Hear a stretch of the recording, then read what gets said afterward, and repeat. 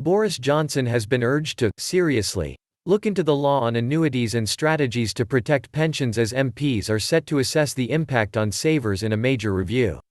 In 2015, many people aged 55 and over were given more choices about how they access their pensions, which led to wholesale changes in the industry and the way people plan to use their pensions.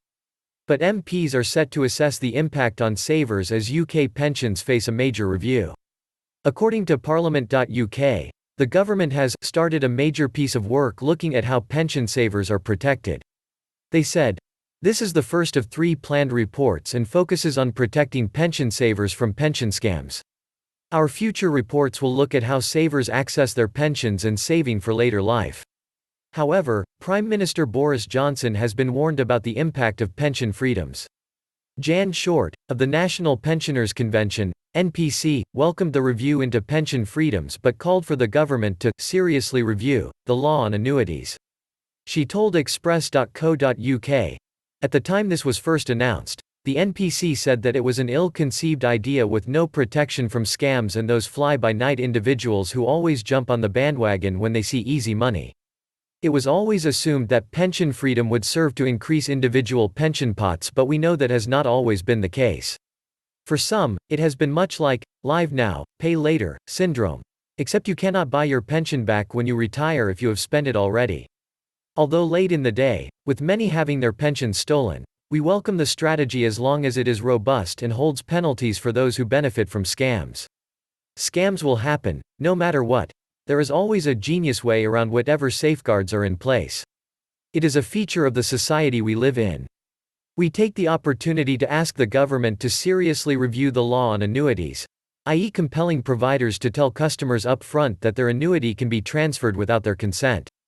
Better still, make consent the default option before any transfer.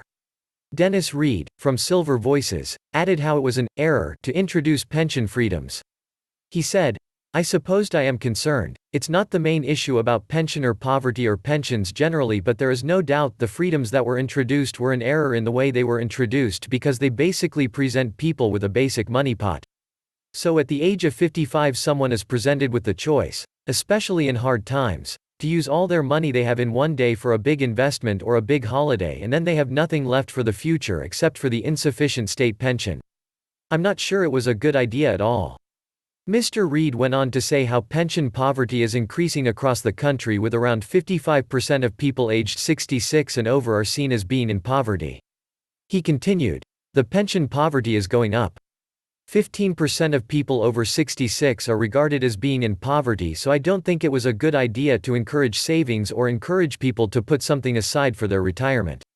Somebody takes their pot at 55 and spends it, or gets scammed out of it, then they may have another 35 years or so of active life where they basically have the insufficient, stretched pension to rely on and benefits. I am not sure it was a good move on the government's part. I am sure it has increased the benefits bill, and perhaps that's not something they intended when they brought these freedoms in." Quote,